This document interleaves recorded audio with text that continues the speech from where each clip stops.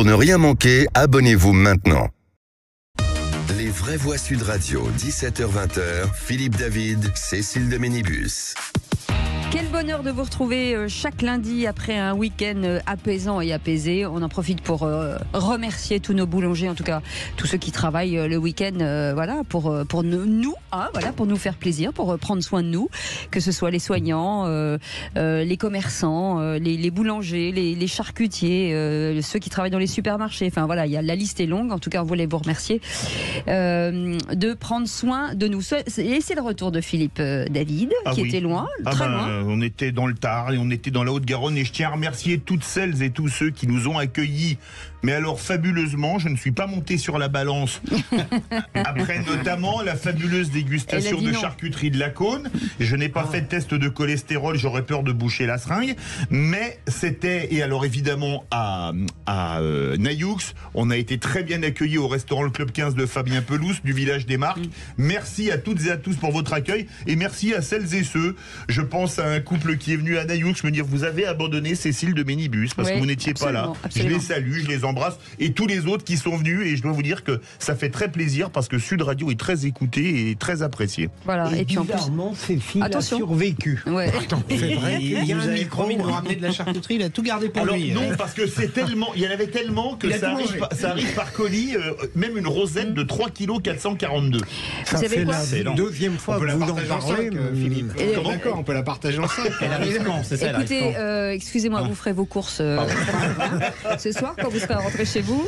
En attendant, on vous souhaite la bienvenue. 0826 300 300, on est ensemble jusqu'à 19h. Allez, au sommaire de cette émission, Emmanuel Macron se met au vert.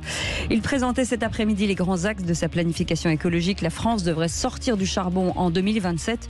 Selon le chef de l'État, l'écologie doit-elle être une priorité nationale? C'est notre question du jour. Vous dites non pour l'instant à 88%. Oui, et pour vous, pour y parvenir, est-ce qu'il faut passer par une écologie punitive et est-ce que vous vous sentez concerné par ces grands chantiers de l'écologie? On attend vos appels. Aude les attend. 0826 300 300. Et puis le coup de projecteur des vraies voix.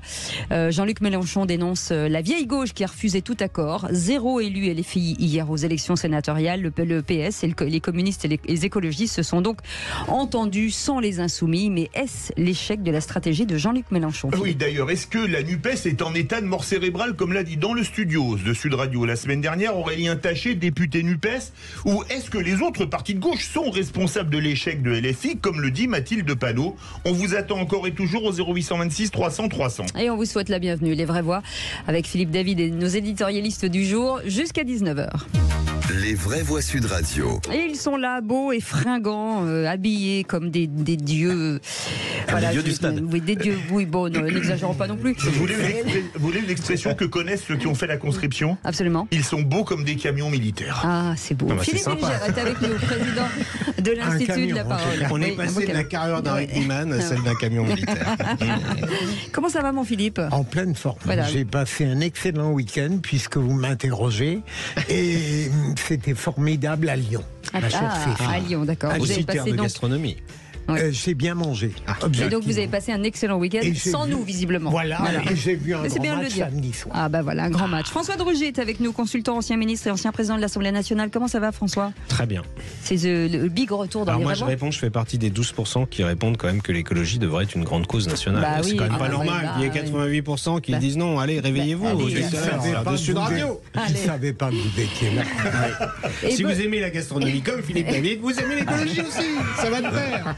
Benoît Perrin est avec nous, directeur de Contribuables Associés. Bonsoir. Bonsoir. Benoît. Bonsoir Cécile. Voilà, Bonjour sa Philippe. première en tant que vraie voix. Ah, exactement, j'ai eu la chance d'être invité comme expert, vous m'avez beaucoup manqué, donc je suis ravi de vous retrouver aujourd'hui. Ouais. Bah nous aussi. Bah, on est- Nos impôts vont baisser pendant l'émission. En tout cas, on va faire en sorte que les Français prennent conscience effectivement de l'importance de la dépense publique et ça concerne l'écologie, je ne veux pas tuer le suspense. Et on espère que vous serez Tous bon. les domaines. Voilà. Et vous n'avez pas jeté un froid. Hein. non, au contraire. Allez, les Ça amis. met tout le monde en forme. 0826 300 300 dans un instant. Gilles sera avec nous d'Albi dans le Tarn. Ce sera notre vraie voix du jour. En attendant, ce même numéro vous sert aussi à laisser des messages. Écoutez. Oui, bonjour, ici Robert de Marseille. On nous parle d'accident de Dupont pour la Coupe du Monde de rugby. Alors on nous dit, oh, il sera prêt pour les demi-finales. Moi, je suis inquiet parce que pour aller en demi-finale, il faut gagner les quarts de finale.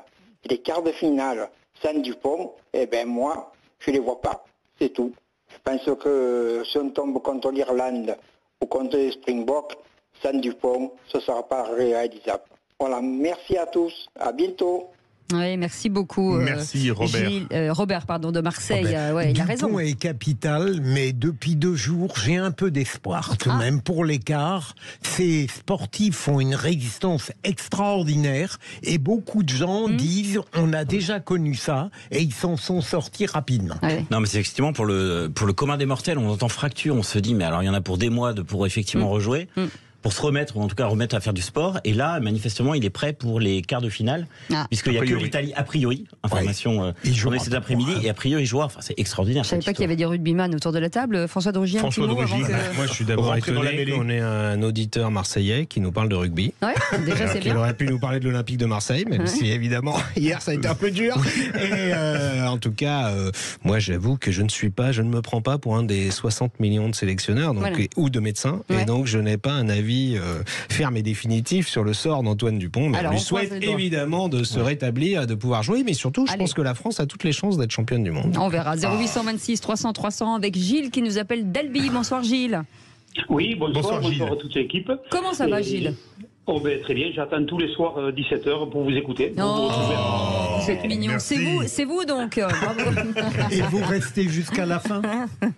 Je vais essayer, mais moi aujourd'hui j'ai un petit coup de gueule à passer parce que j'entends souvent, en plus avec la crise actuelle, avec tous les prix qui augmentent, les salaires qui ne bougent pas. Moi je trouve que dans toutes les sociétés où j'ai beaucoup travaillé, parce que j'ai la retraite au 1er janvier, je trouve que les salaires n'augmentent pas et de plus en plus du personnel qui est dans les ateliers, dans le bas justement de l'échelle, sont de plus en plus rattrapés par le SMIC. Parce que le SMIC augmente tous les ans et les salaires ne suivent pas. Donc pour moi, c'est justement le problème aujourd'hui de la motivation justement des gens dans les ateliers. Allez-y Gilles.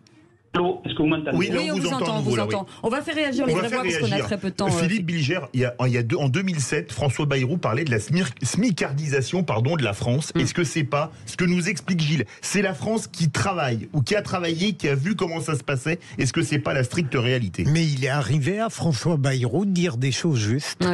Et il avait raison. Oui, c'est ça. Avec François Drugy, qui s'appelle comme François Bayrou. Oui, non, mais c'est surtout que notre auditeur pointe le doigt sur une réalité que l'on voit depuis déjà un paquet d'années, qui est en fait un écrasement des salaires en bas de l'échelle, parce que comme le SMIC a plutôt augmenté et souvent plus que l'inflation, là c'est tout juste le cas, mais avant il augmentait plus que l'inflation, et du coup les salaires qui étaient un peu au-dessus se retrouvent en quelque sorte rattrapés et il n'y a pas assez d'évolution salariale, parce que l'intérêt c'est pas simplement d'augmenter le SMIC, c'est que pendant une carrière professionnelle les gens puissent avoir des perspectives d'augmentation de leur salaire, ce qui n'est pas assez le cas. Benoît Clarin. Alors c'est vrai qu'il y a une stagnation des salaires, mais je pense qu'il faut aussi désigner un responsable. C'est des grosses charges sociales, des grosses charges patronales, et du coup ça empêche en fait les employeurs d'augmenter les salaires de leurs salariés. Alors que le SMIC n'est pas chargé ou presque. Quasiment, jusqu'à 1,6 à peu près. Allez, vous restez avec nous Gilles, vous restez bien entendu avec nous, vous êtes notre voix auditeur aujourd'hui, on est ravis de vous accueillir. Dans un instant, les 3 mots de l'actu avec Félix Mathieu, et puis ce sera le réquisitoire du procureur. Philippe, avec vous on parle de quoi? Eh bien on parle d'un pape qui rend tout à Dieu et rien à César. Eh bien voilà, on en parle dans quelques instants. 0826 300 300. Les vraies voix Sud Radio, 17h-20h, Philippe David, Cécile de Ménibus. On vous remercie de votre fidélité quotidiennement de 17h à 20h, et puis sur toute la grille bien entendu se joint à moi pour vous remercier, et les vraies voix avec Philippe David ensemble jusqu'à 19h avec Philippe Bilger aujourd'hui, président de l'Institut de la Parole. Ça va mon Philippe? Ah mais en pleine forme ma chère Cécile. Parfait. François Drugy, consultant, ancien ministre et ancien président de l'Assemblée nationale. Président, ça va? Très bien. On vaut mieux qu'on dise ministre, monsieur le ministre ou monsieur le président? Je vous laisse le choix. Il aurait été pédant, il aurait dit les deux. Voilà, les deux. Je ne suis pas très porté sur le protocole. Et, pourtant. Benoît Perrin, directeur de Contribuables et Associés. Ça va Benoît? Bonjour Cécile, en forme. Jusqu'ici tout va bien? Très bien. Voilà, dans un instant, ce sera je vous dis une bêtise, à suivre dans un instant, le réquisitoire du procureur. Mais juste avant, c'est Félix Mathieu qui est avec nous. On va parler de quoi, Félix ? On va parler du Niger. La France retire son ambassadeur et ses militaires. De l'abaya aussi, le Conseil d'État confirme une deuxième fois son interdiction en référé. Et puis on va parler peut-être aussi un peu du masque que pourrait porter Antoine Dupont pour pouvoir continuer à jouer après sa blessure. Niger, abaya et masque, ce sont les 3 mots. Et c'est dans un instant. Tout de suite, le réquisitoire du procureur. Les vraies voix Sud Radio, le réquisitoire du procureur. Philippe Bilger. Et c'est un réquisitoire sur Emmanuel Macron et le pape, Philippe Bilger. Oui, en fait, notre directeur général, à juste titre, avait considéré qu'on avait beaucoup parlé du pape depuis 3 jours. Et je n'ai pas du tout l'intention de reparler des 3 jours où le pape a été fêté et où il a tenu un discours d'absolue sincérité. Ce qui m'intéresse, c'est le rapport entre Emmanuel Macron et le pape. Et je voudrais faire référence à cette phrase, ultra connue, qui consiste à dire, de la part de l'Église, elle doit rendre à César ce qu'elle doit et à Dieu ce qu'elle doit. Ce qui m'a frappé, c'est de voir à quel point ce pape a une sorte d'exaltation, d'intégrisme du cœur. Il est arrivé en France et en réalité, il a soutenu le même discours en faveur des migrants de telle manière qu'en réalité, il ne rend rien à César. Pour lui, ça n'a pas d'importance. Ce qui compte, c'est le règne de l'absolu, la miséricorde, la compassion. Et Emmanuel Macron, hier soir, a dit en gros... On n'accueille pas toute la misère du monde, reprenant la phrase de Michel Rocard, et donc il opposait une morale en quelque sorte de Créon à celle d'Antigone.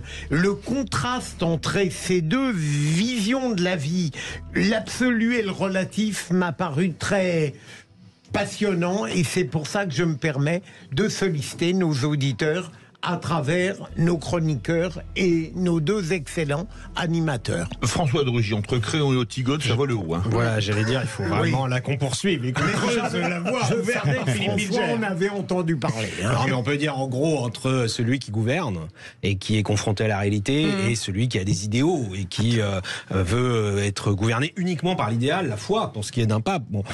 Moi, évidemment, je suis plutôt du côté de ceux qui gouvernent. En plus, je ne suis pas croyant, mais au-delà de ça, je pense que chacun est dans son rôle, finalement. Le pape peut dire avoir un message de foi et d'humanité sur les migrants, et un président de la République, qui certes a voulu assister à la messe, il n'était peut-être pas obligé, mais lui, il a en charge la responsabilité d'un pays, y compris la gestion, évidemment, des flux migratoires. Quand on écoute ça, on a quand même un peu l'impression que il y en a un peu marre des donneurs de leçons, parce qu'en fait on a l'impression qu'il y a une déconnexion. Alors souvent il y a une déconnexion entre les citoyens et les hommes politiques, et là on a l'impression qu'il y a aussi une déconnexion entre les fidèles et leur chef. Très concrètement, on a envie de dire au pape, très bien évidemment, idée généreuse, très bien. Et là je vais citer un philosophe Chesterton qui disait, vous savez que le monde est plein d'idées chrétiennes devenues de folles. Là on y est vraiment, c'est-à-dire qu'en fait on est dans le sans limite. Et je crains que le fossé entre, encore une fois, le chef de l'Église et les Français s'accroissent, parce que, encore une fois, on a envie de lui dire, accueillez-les effectivement au Vatican aussi. Conclusion, Philippe Bilger. Je voudrais expliciter ce que j'espérais être ma pensée auprès de François. C'est-à-dire que je n'ai pas compris, procureur. Non, mais je veux dire que ce pape est très original, parce qu'en réalité, il ne rend rigoureusement rien à César. C'est ça la grande particularité de ce pape. À aucun moment il n'a dit il faut comprendre les contraintes de la politique. Il dit c'est Dieu et les impératifs de l'absolu. Allez, dans 10 minutes, le grand débat du jour pour réduire les émissions de gaz à effet de serre de 55% en 2030. La France doit changer radicalement son modèle de production ou le mode de vie des Français. Et répondez à cette question, l'écologie doit-elle être une priorité nationale? Pour l'instant, vous dites non à 87%. Mais en attendant, les 3 mots dans l'actu. Les vraies voix Sud Radio. Bonsoir Félix Mathieu. Bonsoir tout le monde. Et quels sont les 3 mots de l'actu? Niger, abaya et masque. La France se retire du Niger. 1500 militaires vont repartir d'ici la fin de l'année. Annonce d'Emmanuel Macron hier soir, après 2 mois de bras de fer avec la junte issue du coup d'État. Le Conseil d'État valide une nouvelle fois l'interdiction de l'abaya dans les établissements scolaires. Il était saisi en référé par un syndicat d'enseignants et 2 associations d'élèves. Et puis en rugby, Antoine Dupont va-t-il porter un masque pour pouvoir jouer les quarts de finale de la Coupe du Monde après sa blessure au visage? Reste à voir si c'est faisable d'un point de vue technique, médical et réglementaire. Les vraies voix Sud Radio. L'ambassadeur français va quitter le Niger dans les prochaines heures. Depuis le coup d'État du 26 juillet, il était enfermé dans son ambassade. Les autorités issues du putsch militaire exigeaient son départ. Autre annonce d'Emmanuel Macron, le départ d'ici la fin de l'année des 1500 militaires français encore en poste dans le pays. Retrait français salué par ses habitants de Niamey. Je suis très content. Vraiment, les Français n'ont qu'à partir. Il faut que les militaires français quittent immédiatement puisque vraiment, on n'a pas besoin d'eux. Il y avait des décennies, ils disent qu'ils nous aident, on n'a vu aucun changement, donc on ne veut pas de leur aide. On veut vraiment qu'ils quittent notre pays, qu'ils aillent chez eux, nous on va rester chez nous. On est très fiers du départ de l'armée française et son ambassadeur, parce qu'ils n'ont rien fourni ici au Niger. Ils sont venus pour au moins éradiquer le terrorisme et le terrorisme ne fait qu'améliorer. Des habitants de Niamey au Niger au micro de l'agence France Presse après cette annonce du retrait de la France, annonce hier soir par Emmanuel Macron. Philippe Bilger, ça doit être dur à entendre pour des parents qui ont perdu un de leurs fils dans la guerre au Sahel contre le terrorisme. Ah oui, absolument. Et au-delà de ce que je viens d'entendre, je suis frappé par la montée d'une hostilité anti-française dans tous ces pays. C'est hallucinant tout de même. François de Rugy. Oui, hostilité qui est quand même beaucoup instrumentalisée par une partie de la classe politique de différents pays. Là, les putschistes au Niger ont bien compris l'intérêt qu'ils avaient à désigner un ennemi extérieur, en l'occurrence la France, alors que jusqu'à présent, ça se passait très bien. En revanche, je pense que le président de la République a eu raison. Il n'y avait pas d'autre choix à partir du moment où il y a cette hostilité du pouvoir en place que de quitter le pays assez rapidement. Je suis 100% d'accord avec ce qui a été dit. Juste que c'est vrai que l'Afrique devient en fait un théâtre de géopolitique et on voit les affrontements entre les grandes puissances qui s'y jouent aussi en Afrique. Et les deuxièmes mots, Félix Mathieu, et le Conseil d'État qui valide à nouveau l'interdiction de l'abaya. Oui, la juridiction suprême de l'ordre administratif rejette une nouvelle fois donc cette requête en urgence formulée par le syndicat Sud Éducation, par les associations aussi, la Voix lycéenne et le Point levé. Recours suite à l'interdiction de ces vêtements couvrants annoncés par le ministre de l'Éducation Gabriel Attal à la rentrée. Pour moi, la laïcité dans un cadre scolaire, c'est quelque chose de très clair. Vous rentrez dans une salle de classe, vous ne devez pas être capable de distinguer ou d'identifier la religion des élèves en les regardant. Selon la décision du Conseil d'État, je le cite, le juge des référés relève au vu des éléments produits à l'instruction que le port de l'abaya et du camis au sein des établissements scolaires, qui a donné lieu à un nombre de signalements en forte augmentation au cours de la dernière année scolaire, s'inscrit dans une logique d'affirmation religieuse, ainsi que cela ressort notamment des propos tenus au cours des dialogues engagés avec les élèves. C'est ce qu'écrit donc le Conseil d'État, décision en référé. Pour le moment, le Conseil d'État va rendre une décision définitive sur le fond ultérieurement. Ouais, une petite réaction, Philippe Bilger, ça y est, c'est enterré. Il est cohérent. Non, c'est non. Voilà. Enfin, pour l'instant, c'est non.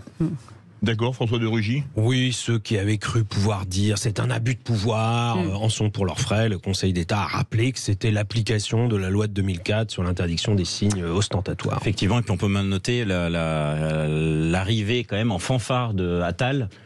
Qui effectivement, notamment sur l'abaya, fait parler de lui et en bien, et la justice effectivement suit ses recommandations. Troisième mot, masque, celui que pourrait porter Antoine Dupont. Et oui, il va falloir prendre une décision d'ici les quarts de finale de la Coupe du Monde de rugby, le week-end des 14 et 15 octobre, selon nos confrères de Midi Olympique et leur site Rugbyrama.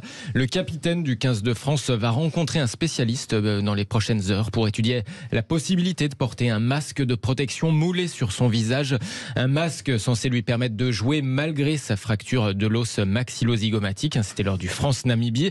Reste à voir évidemment si ce masque hypothétique pourrait lui apporter une protection suffisante. En vertu de la réglementation de la fédération, le masque ne pourrait pas être trop rigide, notamment il ne pourrait pas être en titane a priori, à moins d'imaginer une sorte de dérogation à titre expérimental pour un masque à la conception qui serait inédite. Ça reste à voir, donc à définir dans les jours qui viennent. Philippe Bilger, le masque de fer. Le masque de fer, c'est ça. Voilà.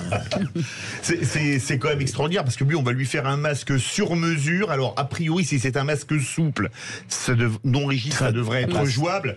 On a l'impression que la France est pendue au destin d'Antoine Dupont. Ah, mais parce que c'est un joueur phénoménal. Et quand j'entends les banalités, c'est une équipe, d'accord, l'équipe de France, il y a 15 joueurs. Mais j'ai rarement vu une personnalité qui a tellement d'importance, et par l'exemple, et par la qualité sportive. Un pilier central. Hein. Absolument, il est extraordinaire. Je dirais même plus que Mbappé en équipe de France. Ouais, ouais. Vous êtes d'accord, plus que Mbappé en équipe de France de foot? Il faut envisager un masque pour la cheville d'Mbappé.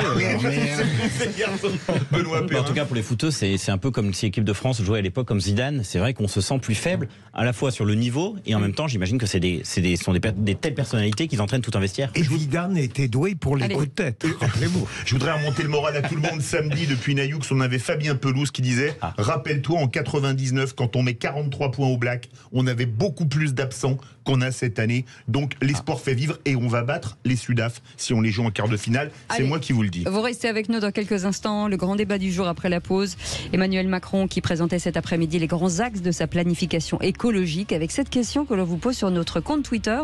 Est-ce que l'écologie doit être une priorité nationale? On en parlera avec nos éditorialistes dans quelques instants. 0826 300 300, vous voulez en parler, donnez votre avis. Vous êtes les bienvenus jusqu'à 19h. Les vraies voix Sud Radio, 17h-20h, Philippe David, Cécile de Ménibus. C'est les vraies voix Sud Radio, on est ensemble jusqu'à 19h avec Philippe David, ça va? Ça va très bien, David. Cécile. Je vous ai redonné le moral en disant qu'il y avait plus d'absents en 99 que cette année. C'est à quel moment, quoi? De quoi? Juste avant ce que disait Fabien Pelouse sur Sud Radio samedi, et que donc on allait aller loin. Ouais. Et vous savez que les personnes qui nous écoutaient il y a des minutes nous écoutaient peut-être pas maintenant. Nous écoutaient il y a 3 minutes. Ah ouais, d'accord. 3 minutes. Oui, mais elles sont toutes 100% rugby, Cécile. Absolument. Mais la radio du rugby, tout est rugby là. Et ils ont l'impression qu'on parle en continu et que tout. Bref. Allez, Philippe Bilger est avec nous, président de l'Institut de la Parole, François de Rugy, consultant, ancien ministre et ancien président de l'Assemblée nationale, et Benoît Perrin, directeur de Contribuables et Associés. Et tout de suite, le grand débat du jour. Les vraies voix Sud Radio, le grand débat du jour. On a fait la moitié du chemin. Ces 5 dernières années, on a réduit nos émissions de CO2 2 fois plus qu'on l'avait fait les 5 années d'avant. On a l'impression de passer un grand oral de rattrapage d'Emmanuel Macron. On doit sortir du charbon. C'est ce qu'on appelle une énergie fossile, c'est la plus polluante. C'est assez ironique. Monsieur Macron, ça doit faire la 10e fois qu'il annonce la fin des centrales à charbon en France et qu'il les prolonge sans cesse. C'est très important pour nos Français, c'est qu'on est attaché à la bagnole.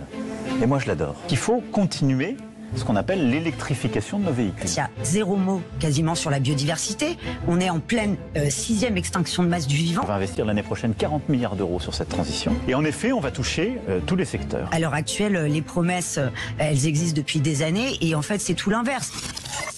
Et donc Emmanuel Macron présentait cet après-midi les grands actes de sa planification écologique avec cette question forcément sur la France qui devrait sortir du charbon en 2027. C'est ce qu'a annoncé en tout cas le chef de l'État. L'écologie doit-elle être une priorité nationale? Pour l'instant, c'est un grand non à 85%. On va en parler bien sûr avec Philippe Bilger, avec François de Rugy, avec Benoît Perrin. Philippe Bilger, vous l'avez entendu dans le teasing, peut-être que ça fait 10 fois, 15 fois qu'on revient sur cette écologie et on aimerait que ça démarre. Absolument. Alors, je suis très heureux de pouvoir dialoguer grâce à vous avec François de Rugy, qui est, j'allais dire, un écologiste raisonnable. Bien sûr que c'est une grande cause nationale, on le répète. Deuxième élément, j'ai cru comprendre que la France vraiment n'était pas le pays qui polluait le plus et qui en réalité méritait l'opprobre de la part du monde entier. Mais ma réflexion est celle-ci, François, et j'aimerais bien avoir votre avis. Je me demande si à force de ne pas vouloir une écologie punitive, et je crois qu'évidemment vous êtes sur la ligne d'une écologie civilisée en quelque sorte, est-ce qu'au fond on n'est pas conduit alors à avoir des mesures écologiques trop tièdes, trop mesurées, trop modérées? C'est une question que je me pose et que je pose. François de Rugy, allez-y. Oui, Philippe Bilger n'est pas obligé de se faire l'avocat du diable et quasiment de reprendre les propos de Sandrine Rousseau. En plaisanterie mise à part, moi je crois que le président hier, je l'ai écouté, et il a dit quelque chose de juste qu'on oublie de dire chaque fois qu'on parle d'écologie. Heureusement, on progresse dans bien des domaines, y compris aujourd'hui dans la lutte contre les émissions de gaz à effet de serre, qui est sans doute l'enjeu le plus important. Il y a aussi celui de la biodiversité, mais le climat, c'est vraiment l'enjeu numéro 1. En France, d'abord, on ne part pas de rien, puisque contrairement à beaucoup d'autres pays, la production d'électricité est quasiment totalement décarbonée grâce au nucléaire, et on développe les énergies renouvelables, et on va fermer les centrales à charbon. Dans le domaine des transports, on progresse puisque la voiture électrique commence enfin à décoller, représente dans les ventes aujourd'hui une part qui est vraiment importante. On va peut-être finir l'année avec 20% des ventes. Quand moi j'étais ministre, on n'était même pas à 2% et c'était il y a 4-5 ans. Donc il faut voir le chemin parcouru et en même temps se motiver pour le chemin qui reste à parcourir. Alors là, il y a des gens qui pensent que plus on est catastrophiste, plus on annonce la fin du monde pour demain, plus on va être motivé pour changer. Moi, je crois l'inverse. Je crois qu'il faut dire... On a été capable de résoudre un certain nombre de problèmes par le passé. J'en ai parlé ici il y a quelques mois. Les pluies acides, la question du trou dans la couche d'ozone, c'est des problèmes qu'on a réglés. On a fini par régler. Donc on va être capable de régler le problème du climat grâce aux actions et de l'État et des entreprises et de tout un chacun. Je rebondis sur ce que vous dites, pardon Philippe. Ludovic nous dit l'écologie punitive n'a pas sa place. Par contre, l'écologie se fait avec les hommes de manière simple et logique, sans être une priorité mais une nécessité quotidienne. Oui, c'est exactement ça. Mais aujourd'hui, il y a des gens dont le fond de commerce, c'est de dire que tout va mal et que tout va être encore pire demain parce qu'on ne prend pas les mesures et qui voudraient qu'on change tout de suite. Ça n'est évidemment pas comme ça que ça se passe dans une société humaine et encore moins dans une société démocratique. Donc oui, il faut faire des changements très forts. Ça, il ne faut pas mentir aux gens. Si on dit aux gens, on va régler le problème du climat, mais vous n'avez rien à changer, il suffit de continuer comme avant, ça ne marchera pas. Mais on le fera avec tout le monde. Est-ce que vous êtes d'accord avec Ludovic ? Est-ce que vous êtes prêt, vous, à faire des sacrifices au nom de l'écologie ? Et est-ce que pour vous, Emmanuel Macron est l'homme de la situation en matière d'écologie ? Venez nous le dire au 0826 300 300, Benoît Perrin. Alors je suis d'accord avec ce que vous avez dit à la fin en disant qu'il ne fallait pas verser dans le catastrophisme. En revanche, ce qui m'embête beaucoup, c'est très simplement le moment de le faire. C'est-à-dire qu'on est dans une vraie crise de l'inflation, on est dans une crise internationale, on est dans une crise de la dette. Et là, le président de la République vient nous dire qu'on va mettre encore 40 milliards sur la transition énergétique. Je me pose vraiment la question du moment. 40 milliards, en plus, qui va financer ? On le sait déjà, ça va être encore de l'endettement pour les Français. Donc déjà qu'il y a un écart à peu près de 30% entre ce que les recettes de l'État et les dépenses de l'État, toutes les promesses de dépenses engagées par le gouvernement, c'est toujours sur le dos du contribuable ou sur le dos de nos enfants. Parce que qu'est-ce qui va se passer quand on a 3 000 milliards de dettes ? C'est forcément nos enfants qui vont continuer à rembourser. Donc ça, c'est le premier point. Deuxième point, j'ai l'impression quand même que les militants écolos ont réussi à nous dégoûter de l'écologie. Vous, on en a parlé tout à l'heure d'écologie punitive. Pour une grosse majorité des Français, et votre sondage en témoigne, l'écologie, c'est quoi ? C'est plus de taxes et plus de réglementation. La crise du logement, c'est notamment, je pense qu'on va y revenir tout à l'heure, c'est notamment à cause des normes qui deviennent délirantes sur les logements. Vous avez plus de 2 millions de logements qui vont être sortis du parc locatif à cause du nouveau DPE, diagnostic de performance énergétique. Vous avez probablement des taxes qui vont encore une fois, notamment la taxe carbone, qui vont pénaliser les contribuables. La vraie difficulté de l'écologie, je crois, la taxe carbone, elle bouge plus depuis 2018. Les gilets jaunes sont passés par là et le taux n'a pas bougé depuis 2018. Vous allez voir que ça va être dans les cartons du gouvernement. Va se mettre à augmenter. Vous allez voir que ça va être dans les cartons du gouvernement. Ce qui m'inquiète beaucoup, c'est que l'écologie devrait, je crois, se limiter à la réduction des pollutions, des risques. Et des nuisances. Ça devrait être ça l'écologie. Là aujourd'hui on embrasse l'écologie dans tout, dans l'entreprise, dans l'enseignement, dans l'école, dans tout. Je pense que l'écologie devrait être juste à sa place. On devrait lutter contre les 3 fléaux dont je parle et arrêter de dégoûter les Français avec l'écologie. Encore une fois, le sondage en témoigne. François de Rugy, quand on voit des grands plans, est-ce que c'est concernant pour le commun des mortels ? Est-ce que la pédagogie de l'écologie du quotidien, elle est suffisamment faite ? Parce qu'on a l'impression qu'en fait ça les intéresse pas du tout, parce que on leur parle de 2040, 2050, 2060, et aujourd'hui au quotidien, c'est quoi la pédagogie qui est faite pour le gouvernement ? Si, moi je crois que les gens perçoivent bien. Les gens comprennent toujours pas le système des poubelles, hein, déjà à la base. Non mais, je vous assure ils comprennent, mais ils n'ont pas toujours envie de le faire. C'est autre chose. Non, mais je vous assure que dans certaines communes, c'est pas très clair. Non, mais il faut dire si on prend un cas qui est emblématique et puis qui est dans la vie quotidienne, la voiture. Le président a dit j'aime la bagnole. Bon, je sais pas si c'est vrai. J'aimerais bien savoir s'il a acheté une voiture un jour dans sa vie d'ailleurs. Mais ceci dit, les Français, très majoritairement, pas tous, mais très majoritairement, utilisent leur voiture tous les jours et ont une voiture. Ils l'achètent. Ça a un coût très important dans le budget des ménages. En achat, puis ensuite en fonctionnement. Et là, les prix des carburants augmentent, etc. Aujourd'hui, je le redis, en 4-5 ans, on passe de vente de voitures électriques qui était marginale, 1 à 2% des ventes annuelles. Il y a 4-5 ans, il y a 5 ans, quand il y avait le mouvement des Gilets jaunes, les gens disaient ça marchera pas, on n'en veut pas. Aujourd'hui, 20% les voitures neuves vendues en France, on n'a pas encore les chiffres de la fin de l'année, mais sur les 8 premiers mois de l'année, je crois que c'est 17%. Oui, mais ça profite des à qui, voitures monsieur le neuves, ministre? c'est les Français qui choisissent, personne ne les force. Ceux qui peuvent acheter une voiture, ils achètent une voiture électrique. Mais François, il y a des Français qui n'ont pas choisi parce qu'il y avait le problème avec les zones à faible émission. Mais elles ne sont pas encore en vigueur. Non, mais elles sont pas encore en vigueur. C'est pas vrai. Elles étaient en vigueur. Ils les ont retirées, ils les ont remises. Donc il y a plein de Français qui n'ont pas acheté de voiture. Les gens qui achètent une voiture, c'est les gens qui ont les moyens aujourd'hui, parce que la plupart des gens n'achètent pas les voitures neuves. Donc les gens qui achètent une voiture neuve, ils l'achètent, ils ont le choix de plus en plus et ils font le choix de la voiture électrique. Et je pense qu'ils le feront de plus en plus car ils y verront leur intérêt au-delà de la planète. Ils y verront leur intérêt tout simplement parce que ça coûte moins cher à l'usage qu'une voiture à essence. On voit aujourd'hui faire un plein. Aujourd'hui, moi je l'ai fait encore là pendant le week-end, 2 fois pendant mes trajets. Moi j'ai une petite voiture avec un réservoir de 40 litres. Aujourd'hui 40 litres c'est plus de 80 €. On est en train de tangenter les 100 € pour 40 litres. Donc là, on prend conscience concrètement qu'on s'intéresse au climat ou pas, qu'à un moment donné, si on roulait en voiture électrique, ça nous coûterait beaucoup moins cher. Donc moi, je crois au progrès. Allez. Il a raison, Macron, de parler de l'écologie du progrès, parce que c'est le progrès collectif pour la planète, mais c'est le progrès pour chacun d'entre nous. Benoît Père. Juste, pourquoi les gens achètent des voitures électriques? Parce qu'elles sont subventionnées à des niveaux très importants. Et les entreprises chinoises, monsieur le ministre, vous remercie, puisque avec l'argent des Français... Avec l'argent des Français, vend des voitures électriques, Peugeot vend des voitures électriques. On a du retard par rapport aux entreprises. On a du retard. On a lancé la première usine de batterie en mai dernier. Non, j'ai pas dit qu'il faut jamais. Je dis juste que il faut imposer aux Français. Ah mais non, pas pour les Chinois. Il faut imposer aux Français lorsqu'on est prêt. Là, on n'est pas prêt. C'est la Chine qui est prête. Vous enrichissez les Chinois et vous pénalisez les Français. Attendez. Philippe. Allez-y, Philippe. François, d'abord une question anecdotique. Pourquoi, si la voiture électrique est la voiture de l'avenir, pourquoi l'Élysée ne donne jamais l'exemple? Premier point, n'a pas... Oui, ça j'avais pas remarqué, mais il devrait le faire. Non, mais c'est un parc électrique. Deuxième élément... Mais parce que l'Élysée achète des voitures françaises et qu'en effet, les Français sont pas les premiers. Aujourd'hui, on s'est fait doubler par les Chinois. Est-ce qu'on veut continuer à être en retard? On n'est pas prêt.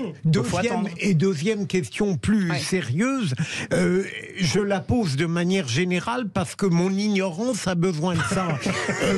Est-ce que l'ambiguïté sur l'écologie ne vient pas du fait que vous situez l'écologie dans le domaine qui est le sien, mais parfois j'ai entendu des candidats, par exemple Yannick Jadot, que j'estime par ailleurs, dire que l'écologie pouvait être une solution pour l'ensemble des problèmes d'un pays. Est-ce que c'est vrai ou non? Allez, rapidement, parce qu'on va au standard. Non, mais parlons justement, prenons les problèmes les uns après les autres. Si on prend le problème du climat, Cécile le disait tout à l'heure, voilà, on sait qu'en France, on a 2 sujets prioritaires. Les transports, et dans les transports, c'est la voiture, et la question du logement. Eh bien, on traite et on avance. Pas encore assez bien, on n'a pas encore peut-être les bons outils de ça, mais on avance et on va les améliorer. Il y aura une part de subvention, mais il y aura aussi une part de réglementation, et il y aura une part et de contraintes et d'incitation. 0826 300 300. Vous connaissez bien le numéro. Gilles Dutard, notre auditeur du jour, est avec nous. Rebonsoir Gilles. Qu'est-ce que vous en pensez? Je parle de la voiture électrique, je veux bien. À côté, j'en ai pas, j'ai une voiture diesel, parce que j'habite là. Alors attendez, bougez pas, Gilles. On va vous rappeler, parce que le son n'est pas bon. On prend Romain de Bordeaux. Bonsoir Romain. Bonsoir Romain. Bonsoir à tous, comment vous allez? Très bien, on vous écoute. Nous, ça va. Jusqu'ici, tout va bien. Bon, et ça va, nickel. Bon, je voulais parler à l'écologiste. En fait, le truc, c'est que nous, déjà, on fait 0,1% de la pollution mondiale. La Chine et les États-Unis, c'est 50%. Ouais. Donc, en gros, on pourrait passer à 0%, que ça changerait rien. La fabrication des véhicules électriques est quasiment toute faite en Chine. Et si on prend la fabrication au niveau du CO2, ainsi de suite, et tout ce qu'il y a derrière, en gros, en Chine, ils fabriquent avec de l'électricité qui est faite au charbon et tout le tralala.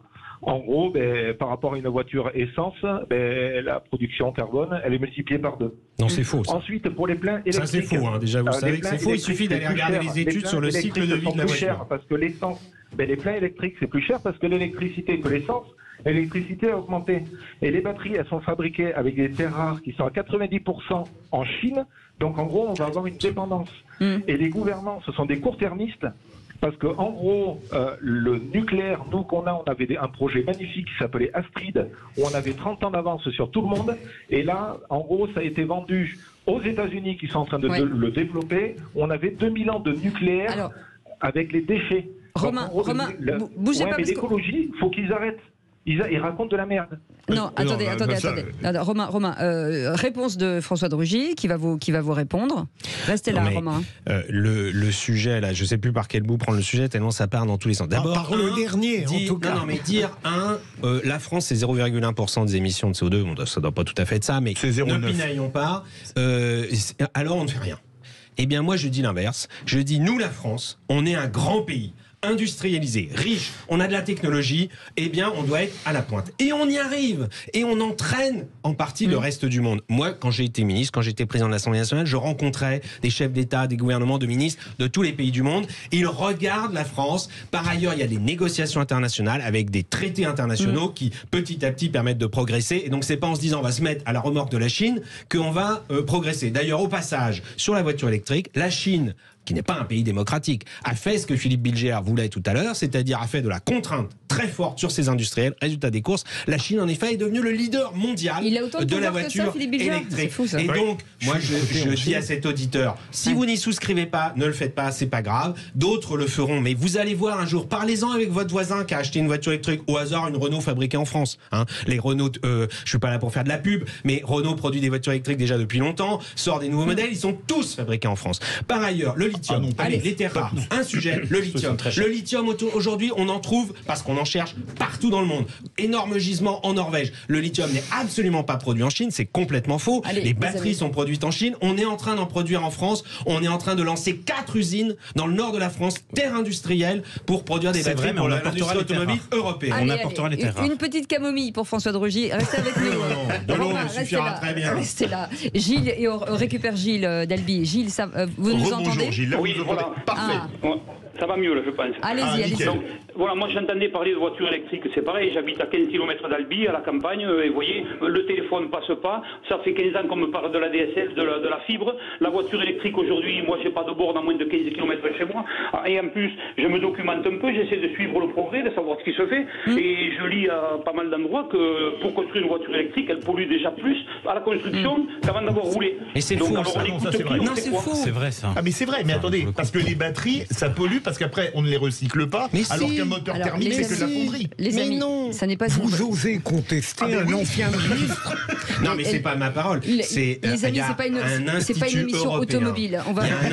Faisons-en une. Il y a un institut européen qui compare année après année ce qu'on appelle sur le cycle de vie d'une voiture, c'est-à-dire la production, l'utilisation et ensuite le recyclage. Et aujourd'hui, une voiture électrique vendue en Europe, même si elle est produite en Chine, même si elle utilise de l'électricité produite en Pologne avec des centrales thermiques, elle a un meilleur bilan écologique sur l'ensemble de son cycle de vie qu'une voiture diesel. Donc il faut arrêter de répéter à l'infini cette histoire que la voiture électrique serait plus polluante, c'est faux. C'est bon, on a compris. J'ai une question pratique, monsieur le ministre. Comment vous faites lorsque les gens partent en vacances et que vous avez 50% du parc qui est effectivement à l'électrique? Comment vous faites très loin, pour que les batteries se rechargent? C'est-à-dire que vous allez attendre quoi, 3 heures, 4 heures dans les stations-service pour que les voitures se rechargent? Non mais concrètement, on est en train de faire des progrès. Ça y est, des bornes de recharge qui sont capables de recharger en 5 ou 10 minutes l'ensemble d'une batterie. Aujourd'hui, je vous incite à faire le test. Moi, je le fais systématiquement quand je vais sur une autoroute. Justement, je regarde les stations. Aujourd'hui, il y a toujours des bornes disponibles. Et je voudrais quand même dire à notre ami qui nous écoutait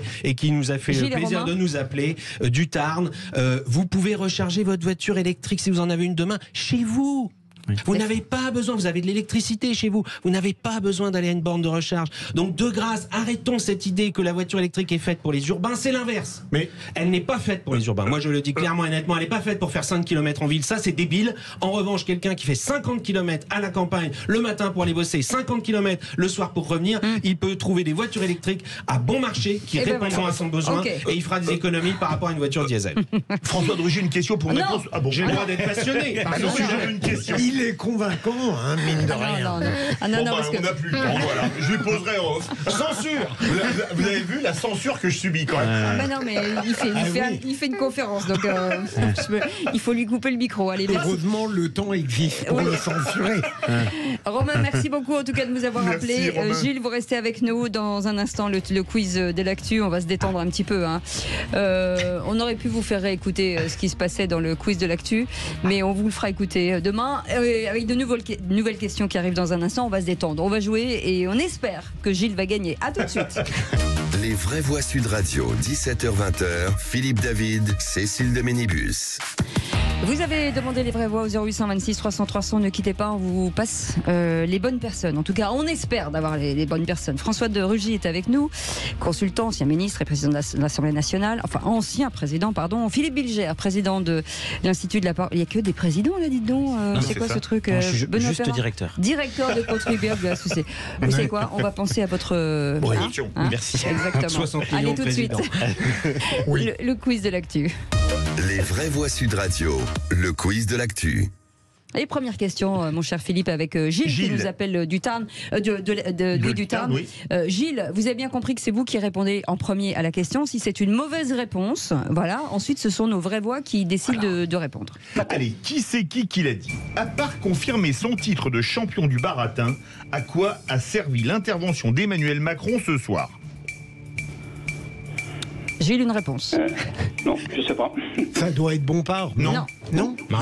Mélenchon. C'est bien Jordan lui qui a Bardella. parlé de baratin. Non. C'est bien un Maître LFI. Panot. C'est un LFI. Un LFI. Boyard. Non. Non. Autain. Un Non. des plus âgés. Ruffin. Non. Un des plus âgés. Coquerel. Bonne réponse, il était plus rapide. Bien sûr. Benoît Perrin. Merci, Éric Cécile. Coquerel. Mais c'est bien sûr, comme dirait Bourrel. Voilà, c'est ça. Gilles, écoutez, cette question est peut-être pour vous. Question qui c'est qui l'a dit. Sur l'immigration, le pape n'est pas dans son rôle. Marine Le Pen. Ah, pas loin. Bardella. Bonne réponse de Philippe Bilger, Jordan Bardella. Le président du Rassemblement national. Qui c'est qui l'a dit? Toujours au sujet de l'immigration. Emmanuel Macron est un fanatique de l'indifférence. Gilles. Mélenchon. Non. Yannick Jadot. Bonne réponse de François de Rugy. Nouvellement sénateur Yannick Jadot. Ah oui, c'est une belle formule. Question, qui c'est qui l'a dit? Écoutez bien Gilles, sur les violences contre les policiers, il n'y a pas un pays au monde où on voit ça. Non plus. C'est un chef de parti, mais d'un petit parti. Bayrou. Non. Non. C'est Philippe Poncher. Non. Plutôt à droite. Plutôt à droite, un petit parti. Il a un nom double. C'est pas... Bon allez, Nicolas Dupont-Aignan, on va pas s'en sortir. il ressort parfois. On l'avait Vous un peu l'oubliez, oublié. vous l'oubliez. Qui c'est qui l'a dit? Et là, c'est du très lourd. Ouais. L'avenir de la NUPES est radieux. Gilles. Mélenchon. Non. Ah non. C'est une femme. Olivier Faure. Non, Olivier Faure n'est pas une femme. J'avais pas entendu. Mathilde Panot. C'est pas Rousseau. Si, Sandrine Rousseau. L'avenir de la NUPES est radieux. Mais vous ne savez pas, tout peut changer, on ne sait jamais. Ça aurait pu être de la dérision. Oui, mais c'est tout à fait. Gilles, écoutez bien, qui c'est qui l'a dit? On est attaché à la bagnole, on aime la bagnole et moi je l'adore. Oh bah là, on l'a déjà dit. Gilles, on l'a dit à l'instant, enfin il y a quelques minutes. Allez, Gilles, on vient de le dire maintenant. Il parlait à la l'a dit télévision hier soir. C'est bien lui. Il a d'autres responsabilités. Vous avez dit Gilles? Yannick Jadot. Non. Il a de grandes responsabilités. Bonne réponse de Philippe Bilger. Non, mais arrêtez de poser des questions politiques, posez des questions sur la voiture électrique. Qui c'est qui l'a dit? L'inflation doit être prise en charge par ceux qui en sont responsables. Hein? Gilles. Gilles. Je sais pas. Ouais. Allez, une réponse. Fabrice Roussel. Fabien Roussel. Non. Je vais toujours l'appeler Fabrice. Non. C'est du côté des Insoumis. Ils parlent beaucoup en ce moment, les Insoumis. Autain. Non. Bompard. Manuel Bompard. Bompard. Bonne réponse de François de Rugy. Écoutez bien, Gilles, ça s'est passé ce matin sur Sud Radio au sujet des sénatoriales. Nos ambitions étaient raisonnables. Nous regrettons quelques défaites, mais la majorité sera un peu plus large. Je ne suis pas passionné par les politiques. Hein. On entend ça. Hein. Ouais. C'est un ministre. C'est un ministre. C'est l'invité de l'interview politique de Jean-Jacques Bourdin ce matin. Pour une fois, j'ai pas écouté. Franck Riester. Bonne réponse de François Rugy. Bien joué. Mais alors, on peut avoir la citation. Il a vraiment dit que la majorité s'élargissait au Sénat. Oui, il l'a dit. Oui. Elle s'est un peu rétrécie. Qui c'est qui l'a dit? À mon époque, le prof était respecté. Une mauvaise note. Ma mère me disait de me taire et de travailler. Aujourd'hui, les parents vont engueuler le prof. C'est juste. Oui, je l'ai entendu, mais j'ai pas le nom. Et Gilles, allez, un ancien Premier ministre qui a été maire d'une grande ville du sud-ouest de la France. On vous aide. De Bordeaux, allez. Vous aide. Allez.